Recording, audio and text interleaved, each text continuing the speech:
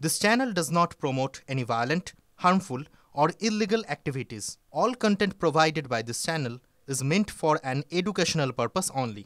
MDH chana masala এখন ছোলা হোক বা বরবটি দানা, সাদা চানা হোক বা কালো, সব রান্নাই হবে অসাধারণ। MDH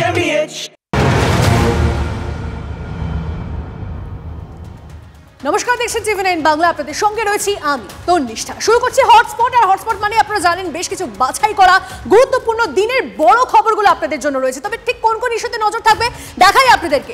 আজ ঠিক কোন কোন খবরগুলো হটস্পটে আপনাদেরকে ডিটেইলসে দেখাবো। একদম শুরুতেই যে ফার্স্ট ইস্যুর দিকে নজর রাখতেই হচ্ছে, লাইফলাইনের বিপদ। কেন বলছি? মেট্রোর কথা বলছি। মেট্রোর নিরাপত্তা ব্যবস্থা কোথায় দাঁড়িয়ে রয়েছে এখন অবধি সেটা দেখাবো আপনাদেরকে ডিটেইলসে। থার্ড যে ইস্যুর দিকে নজর রাখবো তা হচ্ছে নবাবগড়ে সেম সাইট, কেন, কোথায় বিতর্ক, সেটাও জানাবো আপনাদেরকে ডিটেইলসে। অর্থাৎ পরপর তিনটি বড় খবর থাকছে, তার পাশাপাশি আরো কিছু গুরুত্বপূর্ণ খবরের দিকেও নজর থাকছে। এদিকে দেখুন মেট্রোর নিরাপত্তা, সেদিকেও নজর রাখা যাক, যেটা আজকে আরো একটা ইস্যু আমাদের, তা হচ্ছে মেট্রোর নিরাপত্তায় গোড়ায় গোড়াও। কেন এই কথা বলছি? কারণ দেখুন 6টি মেট্রো স্টেশনে নিরাপত্তায় কতজন জানেন? মাত্র 100 জন RPF কর্মী। হ্যাঁ, সূত্র মারফত এমনটাই জানা যাচ্ছে।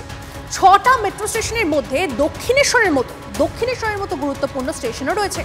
আর চাকরি বাঁচাতে মুখে কুলুপ কর্তব্যরত RPF কর্মীদের, যেখানে 4টি bag scanner, gate, metal detector, CCTV, স্টেশনের নিরাপত্তার জন্য অফিসার থেকে স্টাফ মিলিয়ে মোট 50 জন RPF দরকার। সেখানে অর্ধেকেরও কম লোক দিয়ে চলছে নিরাপত্তার কাজ। পর্যাপ্ত কর্মী না থাকায় বাড়ছে কাজের সময়। এখন কেউ আক্ষেপ করছেন শুক্রবার যদি ফোর্স বেশি থাকতো তাহলে এই দুর্ঘটনা ঘটতো না। আজকে আমাদের ভাবতে হবে বা প্রশাসনকেও ভাবতে হবে, পুলিশকেও অনেক তৎপরতা নিতে হবে এর জন্যে, যাতে ভবিষ্যতে যেন এরকম ঘটনা না ঘটে। পুলিশ এখানে যদি প্রোটেকশন দিত তাহলে হয়তো এটা হতো না। আতঙ্ক তো মনে একটা আতঙ্ক তো আছেই। আজকে ওনার হয়েছে, কালকে আমার হবে, এমনও তো হতে পারে, আমারও হতে পারে, আরেকজনের হবে, পরশু আরেকজনের হবে। মেট্রোতে জানি যে এরকম প্রবলেম হবে না, জার্নিটা তো সেফ থাকছে না। আর এই নিয়ে এবার শুরু হয়েছে রাজনীতি, শুরু হয়েছে দলীয় আকচাকচি। কে কি বলছেন শুনুন। পশ্চিমবঙ্গের মাটি যদি সুরক্ষিত না হয়, সেখানে মেট্রো স্টেশন কি আপনার বাড়ি সুরক্ষিত নয়, তাকে যে কেউ গিয়ে আপনাকে মেরে আসতে পারে। জঘন্য অপরাধ করে ওখানে বেঁচে যায়, তাই অপরাধ বেড়ে যাচ্ছে, কারো কোনো ভয় নাই। চুরি নিয়ে ঢোকা যায় না, এমন কোন জায়গাটা আছে? পুলিশ কোথায়, পুলিশ কি করে, কিছু বোঝে না। এখন পুজো এসছে, পুলিশকে রাস্তায় দেখবেন খালি পয়সা তুলছে সবার কাছ থেকে। যখন অপরাধীরা আত্মগোপন করে যখন রিল করতে পারে, যখন সদর্বে ঘোষণা করতে পারে যা করেছি বেশ করেছি, সেই রাজ্যে থেকে আপনি আবার আইন শৃঙ্খলার কথা বলছেন কেন? মেট্রো স্টেশনে একটা খুন হয়ে গেছে, খুন, আর তারপরও কর্তৃপক্ষের ভাবখানা যেন কিছুই হয়নি। আর দক্ষিণেশ্বর স্টেশনে যে এলাকায় পড়ে সেই ব্যারাকপুর কমিশনারেটেও আইন শৃঙ্খলা নিয়ে কি তাপ উত্তাপ আদৌ আছে? আবার তো সেখানেও খুন, এবার জগদ্দল। মৃতদেহ দখলে যথারীতি তৎপরতা দেখিয়ে নিহতকে দলীয় সমর্থক হিসেবে দাবি করেছে তৃণমূল। আর পুলিশ কথায় কমিশনারেট বদলে গেলেও ব্যারাকপুর সেই নিয়ন্ত্রণের বাইরে। এটা ট্র্যাপ, তোমাকে ডেকে মারতে হবে, তার জন্য মাংস দোকানও আছে, মাংস সাপ্লাই করে ওকে ফোন করে ডেকেছে, এসেছে, মেরে দিয়ে। বিশ্বকর্মা পুজোর জন্য মাংসের অর্ডার দেওয়া হবে এই বলে ফোন করে ডেকে ব্যবসায়ীকে কুপিয়ে খুনের ব্যারাকপুর কমিশনারেট এলাকা। সেখানে জুড়ল আরও একটি খুনের ঘটনা। শনিবার সকালে জগদ্দলের উচ্ছেগড়ে এলাকার কয়েকজনের চোখ নর্দমায় পড়তেই চমকে যান। দেখেন রক্তাক্ত অবস্থায় পড়ে এক মাঝবয়সী ব্যক্তি। সকাল 7টার সময় আমি যখন দোকান খুললাম, দেখলাম রক্ত পড়ে আছে, জুতো পড়ে আছে। দেখে থানাকে কমপ্লেন করলাম, ফোন করে জানালাম। জগদ্দল আর বাসুদেব ওরা এসে তলাতে একটা বডি বের। শোরগোল পড়ে যায় জগদ্দলে। পুলিশ সূত্রে জানা গেছে মৃতের নাম মোহাম্মদ কামরুদ্দিন। বছর 50-এর ওই ব্যক্তি খাসির মাংসের ব্যবসা করতেন। শুক্রবার রাত থেকেই নিখোঁজ ছিলেন। শনিবার সকালে উদ্ধার হয় দেহ। পুলিশি তদন্তে উঠে এসছে পুরনো শত্রুতার জেরেই মোবাইল ফোনে মাংসের টোপ দিয়ে ডেকেই হীরা কুরেশিকে প্রথমে দুষ্কৃতীরা চপার দিয়ে কোপায়, তারপরে যখন মাটিতে পড়ে যায় তখন তাকে ইট দিয়ে মাথা থেতলে তার খুন নিশ্চিত করে। তৃণমূল অবশ্য দ্রুত ময়দানে নেমে পড়ে। মৃতকে দলীয় সমর্থক হিসেবে দাবি করে শাসক দল। কিন্তু দলীয় সমর্থককে কে খুন করলো? অবশ্যই খুন তো বটেই। এটা কি করে পুলিশ ইনভেস্টিগেট করছে, ইনভেস্টিগেশন কমপ্লিট হওয়ার আগে এইটুকুনি বলতে পারি যেটুকুনি মনে হয় যে খুন নিয়ে তৃণমূলের গলায় জোর না থাকলেও এলাকার রাজনীতিবিদ অর্জুন সিং এর গলায় অন্য ইঙ্গিত। পয়সাও নিয়েছিল কিছু, আবার ঘরও ছাড়ছিল না। এটা নিয়ে গন্ডগোল অনেক দিন ধরে চলছে। এদের সবারই মাথার উপরে ফাইন্যান্সার হয়েছে শওকত আলী। দেখবেন সবসময় পার্থ ভৌমিককে স্পন্সর, ওকে ধরবে না কেন, পার্থ ওকে বাঁচাবে। 2019-এর লোকসভা ভোটের আগে থেকে খুনোখুনি লেগেই ছিল ব্যারাকপুর কমিশনারেট এলাকায়, তা অব্যাহত ছিল ভোটের পরেও। এখনো তাতে দাঁড়ি পড়েনি। গত 31শে জানুয়ারি 2025 নৈহাটির গৌরীপুরে গুলিতে ঝাঁঝরা হয়ে যান তৃণমূল কংগ্রেসের কর্মী সন্তোষ যাদব। 13ই নভেম্বর 2024 নৈহাটি উপনির্বাচনের দিন খুন হন ভাটপাড়ার তৃণমূল নেতা অশোক সাউ। 2019-এর জুন থেকে 2025-এর জুন পর্যন্ত ব্যারাকপুরে 7 জন পুলিশ কমিশনার বদল হয়েছে, কিন্তু কেউই ব্যারাকপুরকে ঠান্ডা করতে পারেননি। আর বিধানসভা ভোটের খানিকটা আগে থেকে ব্যারাকপুর আবার গরম হতে শুরু করলো। অনন্ত চট্টোপাধ্যায়ের রিপোর্ট, TV9 বাংলা। এই মুহূর্তে আপনাদেরকে জানিয়ে রাখি, আগামীকাল এসএসসি একাদশ দ্বাদশের পরীক্ষা। কাল 2,46,000 চাকরি প্রার্থী পরীক্ষা দেবেন। কালকের পরীক্ষাতেও দাগিরা বসবেন না তো, এই প্রশ্ন নিয়েই হতে চলেছে পরীক্ষা। কালও ভিন রাজ্যের কয়েক হাজার পরীক্ষার্থী বাংলায় আসছেন। গতদিনের পরীক্ষা থেকে শিক্ষা নিয়ে বাড়তি পদক্ষেপ এসএসসি। নতুন বিজ্ঞপ্তি জারি করে পরীক্ষার্থীদের বিশেষ নির্দেশ, একাধিক সেন্টারে ক্লোক রুম নেই, বিজ্ঞপ্তিতে জানালো এসএসসি। গতদিনের পরীক্ষায় দাগিদের বসানি ইতিমধ্যে সুপ্রিম ভর্ৎসনার মুখে পড়েছে এসএসসি। একাদশ দ্বাদশে মোট শূন্যপদ 12,514। মাননীয় মুখ্যমন্ত্রী কালকে যে দ্বিতীয় দফার যে পরীক্ষা, মাননীয় মুখ্যমন্ত্রী খুবই আমাদের যা যা নির্দেশ যারা দিয়েছিলেন আমরা সেই মোতাবেক এসএসসিকে জানিয়েছি।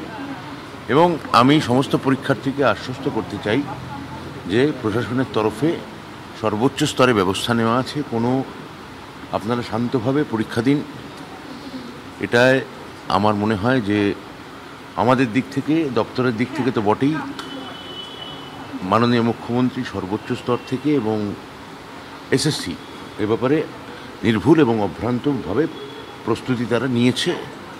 আশা রাখছি পরীক্ষাকাল শান্ত এবং নির্বিঘ্নে শেষ হবে। এই মুহূর্তে আরো একটা খবর দিয়ে আপনাদের, অবশেষে কৃষ্ণনগরের ছাত্রী খুনে ব্যবহৃত আগ্নেয়াস্ত্র উদ্ধার। 20 দিন ধরে কৃষ্ণনগরের স্টেশনের পাশেই পড়েছিল পিস্তল। কোথায় আগ্নেয়াস্ত্র, পুলিশকে নিজেই দেখালেন ধৃত দেশরাজ। কিভাবে, কোথা থেকে দেশরাজের হাতে আগ্নেয়াস্ত্র, জানতে দেশরাজকে জেরা পুলিশের। আরো একবার আপনাদেরকে জানিয়ে রাখি, অবশেষে কৃষ্ণনগরের ছাত্রী খুনে ব্যবহৃত আগ্নেয়াস্ত্র উদ্ধার। 20 দিন ধরে কৃষ্ণনগর স্টেশনের পাশেই পড়েছিল পিস্তল। কোথায় আগ্নেয়াস্ত্র, পুলিশকে নিজেই দেখালেন ধৃত দেশরাজ। কিভাবে, কোথা থেকে দেশরাজের হাতে আগ্নেয়াস্ত্র, জানতে দেশরাজকে জেরা পুলিশের। খাস কলকাতায় ফের খুন, গলফগ্রিনে বাড়ি থেকে বৃদ্ধের রক্তাক্ত মৃতদেহ উদ্ধার। অবসরপ্রাপ্ত সরকারি কর্মী খুনে গ্রেপ্তার জামাই সঞ্জীব দাস। 20 দিন আগে বিয়ে, তারপর থেকেই টাকার জন্য স্ত্রীকে অত্যাচার মারধরের অভিযোগ। প্রতিবেশীদের দাবি, গতকাল রাতেও বৃদ্ধ শ্বশুরের সঙ্গে প্রবল ঝগড়া হয় জামাইয়ের। গলফগ্রিন থানার অন্তর্গত কলাবাগান লেনে উদ্ধার রক্তাক্ত দেহ। পুরো ঘটনা যখন আজকে সকালবেলায় এলাকার লোকজন কিন্তু দেখতে পায় যে এই বৃদ্ধ বাড়ির উঠানের মধ্যে রক্তাক্ত অবস্থায় পড়ে রয়েছে। স্থানীয় মানুষজন 100 ডায়াল করে, তারপরেই স্থানীয় থানা, গলফগ্রিন থানার পুলিশ আধিকারিকরা আসে, তারপরে পরবর্তীকালে লালবাজারের হোমিসাইড শাখা আসে এবং যেটা সূত্র মারফত জানা যাচ্ছে বাড়ির উঠানের মধ্যে কিন্তু রক্তাক্ত অবস্থায় সে পড়েছিল। এজি বেঙ্গলে কাজ করতেন এই বৃদ্ধের স্ত্রী এবং ছেলে বাড়িতে ছিল। এবং কে বা কারা এই ঘটনা ঘটালো, কারা খুন করলো বা কিভাবে তার মৃত্যু হলো, গোটা ঘটনা কিন্তু খতিয়ে দেখছে পুলিশ। তবে এই ঘটনায় কিন্তু যথেষ্ট পরিমাণে উত্তেজনা ছড়িয়েছে। কিছুক্ষণ আগে কিন্তু দেহ উদ্ধার করে নিয়ে যাওয়ার পরেই কিন্তু এক ব্যক্তিকে পুলিশ এই বাড়ির ভিতর থেকে নিয়ে গেল এবং সে কে, তার কি পরিচয়, গোটা ঘটনা কিন্তু খতিয়ে দেখছে পুলিশ। যদিও প্রথম অবস্থায় কিন্তু রক্তাক্ত দেহ উদ্ধার হওয়ার পরেই কিন্তু পুলিশের যেটা প্রাথমিক অনুমান যে এই বৃদ্ধকে খুন করা হয়েছে এবং কে বা কারা এই খুন করলো, খুনের কি মোটিভ, সেটা গোটা ঘটনা কিন্তু খতিয়ে দেখছে পুলিশ। না না, স্বামী স্ত্রী আর 2 বাচ্চা, ছেলে আর মেয়ে। হ্যাঁ হ্যাঁ, কদিন আগে বিয়ে হয়েছে, একটা বাদে ছেলেকে বিয়ে করেছে। এখন তো বেলার দিকে সব জানাজানি হয়েছে। ফেলে দিয়েছে জামাই বলছে। জামাই কি ফেলে দিয়েছিল? বলছে জামাই ফেলে দিয়েছে বলে বলছে। হ্যাঁ, ওনার স্ত্রী বলছে, ওনার মেয়েও বলছে ওই কথাটা। তা আমি তখন এখানে দাঁড়িয়ে বলছি আরো সব আছে, আমি ফেলে দিয়েছে, তো তোরা কি করছিলি? কলকাতার বৈঠকে কোন্দল নিয়ে এত ধব ভর্ৎসনা, তারপরেও মুর্শিদাবাদ যেন ক্রমশ তৃণমূলের সেম সাইডে পরিণত হচ্ছে। তৃণমূল সাংসদ তথা জঙ্গিপুর জেলা সভাপতি খলিলুর রহমানের বিরুদ্ধে বাড়ছে বিরোধী স্বর। মেলা আছে রে, ওরকম প্রেসিডেন্ট তো মেলা আছে দেশে, প্রেসিডেন্ট ওরকম তো মেলা আছে। খলিলুর রহমান প্রেসিডেন্ট, ওরকম যুব প্রেসিডেন্ট, ছাত্র প্রেসিডেন্ট, মেলা প্রেসিডেন্ট। প্রেসিডেন্টের কি দাম আছে? প্রেসিডেন্ট লজ্জা করা উচিত তুমি জেলা সভাপতি। আর টিকিট চেয়ে দিল মমতা ব্যানার্জি দিবে, মানুষের মধ্যে বিভ্রান্তি ছড়াচ্ছ, বিশৃঙ্খলা তৈরি করছো। প্রথম জনের ভাষা এতটাই শোনার অযোগ্য যে প্রায় প্রতি শব্দে বিপ দিতে হয়। আর দ্বিতীয় জন অবশ্য মুখের ভাষা কোনোভাবে সামলেছেন, কিন্তু নিশানায় কে তা স্পষ্ট করে দিয়েছেন। নবগ্রামের দুবারের তৃণমূল বিধায়ক কানাই মণ্ডল বা ফারাক্কার তৃণমূল বিধায়ক মনিরুল ইসলাম। মুর্শিদাবাদের রাজনীতিতে তৃণমূল বিধায়করা খুঁজে নিয়েছেন মীর জাফরকে। জঙ্গিপুরের সাংসদ তথা সাংগঠনিক জেলা সভাপতি খলিলুর রহমানকে লক্ষ্য করে একের পর এক তীর ছুঁড়ছেন তারা। কানাই মণ্ডলের ভাইরাল ভিডিও ঘিরে মুর্শিদাবাদের রাজনীতিতে প্রশ্নটা জোরালো হয়েছে, এটা কি নবাবগড়ে সেম সাইড? তবে এই ভিডিও নিয়ে খলিলুর রহমানকে একাধিকবার ফোন করা হলেও তার জবাব মেলেনি। যদিও নবগ্রামের তৃণমূল বিধায়কের দাবি এই কণ্ঠস্বর তাঁর নয়। কানাইয়ের ইঙ্গিতপূর্ণ মন্তব্য কারসাজিতে যুক্ত দলেরই একাংশ। দলে তো চায়, অনেকে অনেক পদ চায়, অনেকে অনেক সুযোগ চায়, সেই সুযোগগুলো থেকে যখন বঞ্চিত হয় তখন তারা এরকম চক্র কিছু খুঁজে বেড়ায়। যারা আমার ভাবমূর্তি নষ্ট, মানে পার্টির ভাবমূর্তি নষ্ট। ভাইরাল ভিডিও ঘিরে জলঘোলা হতে নানা রকম যুক্তি কানাইয়ের। বিজেপি নেতা সজল ঘোষ, যার পোস্ট ঘিরে মুর্শিদাবাদের রাজনীতি তোলপাড়, তিনি শাসক দলের আকচা আকচি নিয়ে বেশ চাঁচাছোলা। কংগ্রেসও সুযোগ ছাড়ছে না। এটা যদি একটা এমএলএর ভাষা হয়, নির্লজ্জ, এদেরকে ঘৃণা ছাড়া এদের জন্য কিছুই নেই বলার মতো। তৃণমূলের কাছ থেকে তৃণমূলের নেতারা বাজে ব্যবহার করবে, বাজে ভাষা প্রয়োগ করবে, অসংলগ্ন কথাবার্তা বলবে, এগুলো হওয়াটাই স্বাভাবিক। 2022 থেকে তৃণমূলের জঙ্গিপুর সাংগঠনিক জেলার সভাপতি খলিলুর রহমান। এই সাংগঠনিক জেলায় চেয়ারম্যান বা অন্য পদাধিকারী বারবার বদল হলেও খলিলুরের চেয়ার সরেনি। দুবারের সাংসদ তথা ব্যবসায়ী খলিলুরের হাতে 9টি বিধানসভা, তার মধ্যে নবগ্রাম, ফারাক্কা এবং সুতির বিধায়ক বারবার জেলা সভাপতির বিরুদ্ধে মুখ খুলেছেন। বিতর্ক থেকে খলিলুর বারবার দূরে থাকার চেষ্টা করলেও তার বিরুদ্ধে দলেই ক্রমশ চড়ছে বিরোধী সুর। 26-এ কি তার ফল ভুগবে শাসক দল? কৌশিক ঘোষের রিপোর্ট, TV9 বাংলা। 17 সেপ্টেম্বর মোদির 75তম জন্মদিন। প্রধানমন্ত্রীকে বিশেষ উপহার মেসে জন্মদিনের শুভেচ্ছা জানিয়ে জার্সি পাঠালেন LM10। ডিসেম্বরের দ্বিতীয় সপ্তাহে ক্রীড়া উদ্যোগপতি শতদ্রু দত্তর উদ্যোগে ভারত সফরে আসতে চলেছেন আর্জেন্টাইন তারকা। 15 ডিসেম্বর দিল্লিতে প্রধানমন্ত্রীর সঙ্গে দেখা করার কথা LM10-এর।